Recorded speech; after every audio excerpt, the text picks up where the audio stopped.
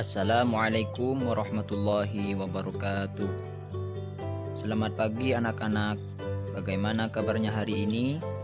Ustadz berharap semoga kalian selalu dalam keadaan sehat dan selalu dalam lindungan Allah Subhanahu wa taala. Anak-anak, hari ini kita akan belajar pada pembelajaran 1 dan pembelajaran 2 di subtema 1 pada buku tema 4B. Untuk mengawali pembelajaran hari ini, mari kita awali dengan pembacaan basmalah bersama-sama. Bismillahirrahmanirrahim. Semoga ilmu yang kita pelajari hari ini dijadikan ilmu yang barokah dan juga bermanfaat.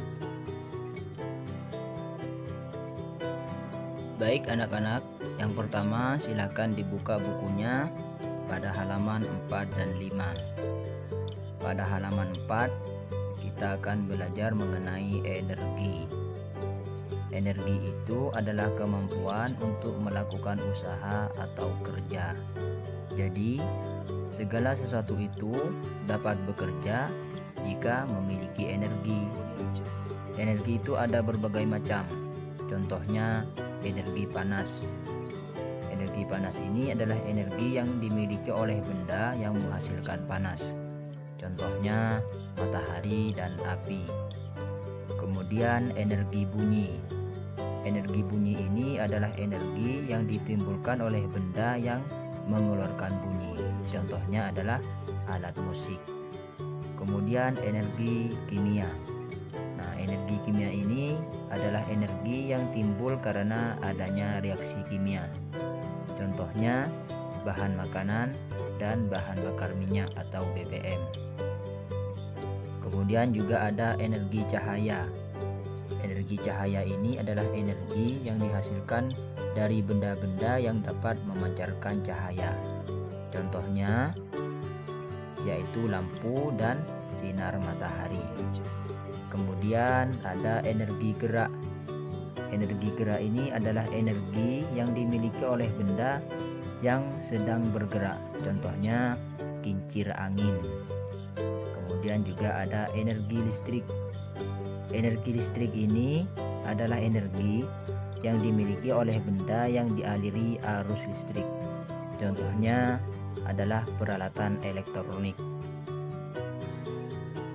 Anak-anak, energi yang kita gunakan dalam kehidupan sehari-hari itu berasal dari berbagai sumber energi. Yang dinamakan sumber energi itu adalah sesuatu yang menghasilkan energi. Jadi segala sesuatu yang menghasilkan energi itu dinamakan sumber energi. Ada banyak sumber energi yang ada di sekitar kita. Contohnya matahari. Matahari itu merupakan sumber energi cahaya dan panas.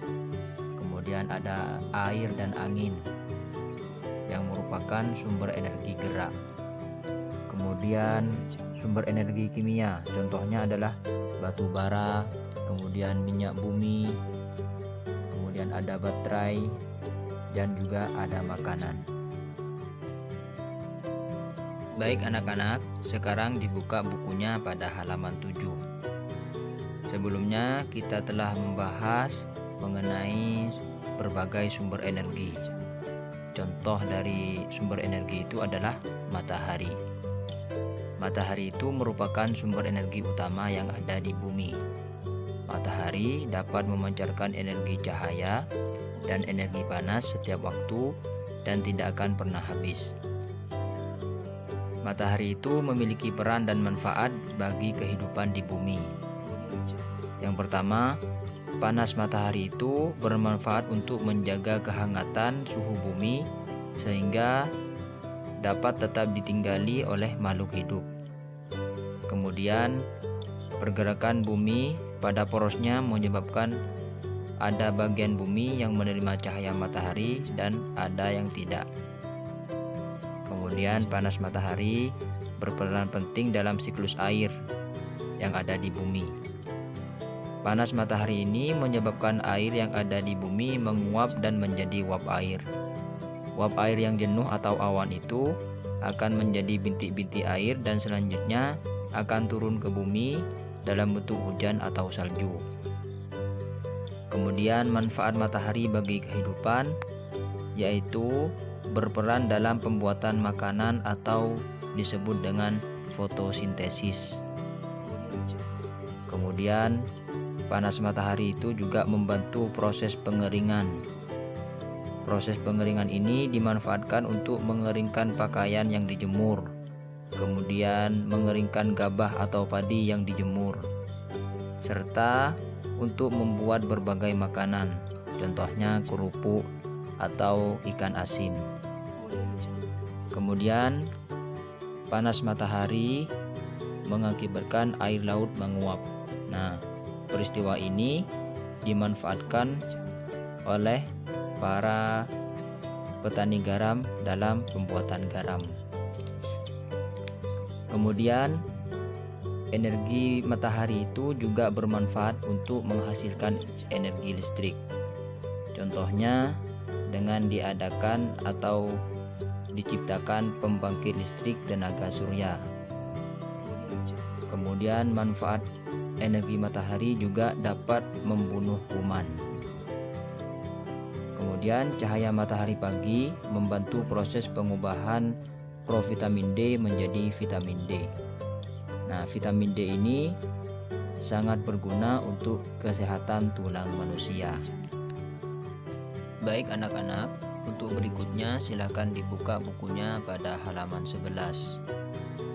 Pada halaman 11 kita akan belajar mengenai pengertian angin dan juga manfaatnya.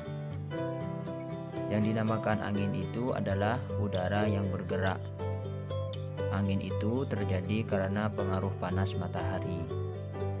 Jika suhu udara di suatu tempat panas, maka udara di daerah itu akan naik dan diisi oleh udara dari tempat lain yang bersuhu dingin. Nah, pergerakan udara inilah yang disebut dengan angin. Kemudian angin itu juga memiliki banyak manfaat bagi kehidupan di bumi. Manfaat angin itu dalam siklus air, angin berperan menggerakkan awan sehingga turun hujan. Kemudian angin membuat suhu panas di suatu tempat menjadi lebih sejuk. Kemudian manfaat angin berikutnya yaitu angin dapat membantu proses penyebaran biji tumbuhan. Kemudian angin juga bermanfaat bagi para nelayan yang sedang menangkap ikan. Kemudian angin juga memiliki energi yang dapat menggerakkan benda-benda.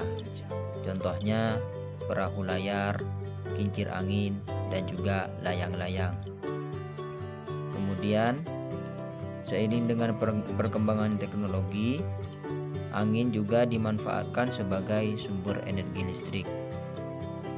Nah, itulah beberapa manfaat angin bagi kehidupan di bumi. Untuk selanjutnya, silakan anak-anak buka bukunya pada halaman 16.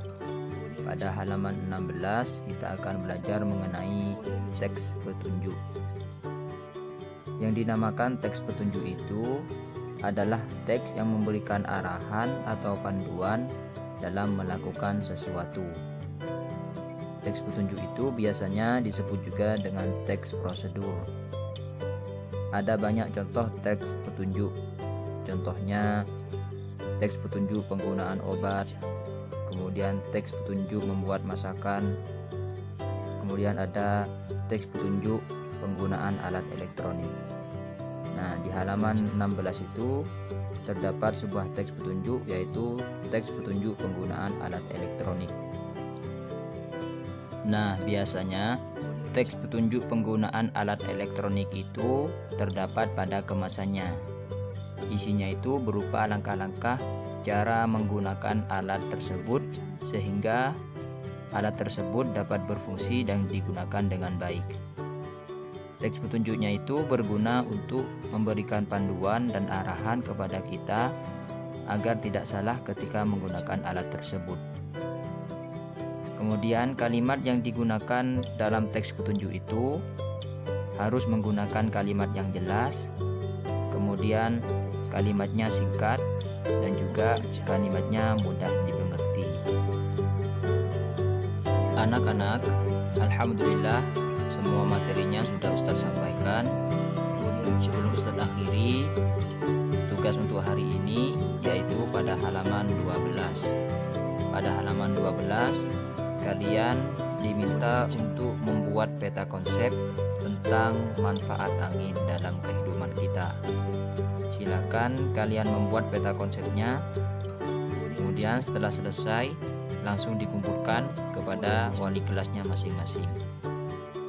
Tetap semangat belajarnya dan selalu istiqomah ibadahnya, dan jangan lupa selalu jaga kesehatan. Terima kasih, Ustadz akhiri. Assalamualaikum warahmatullahi wabarakatuh.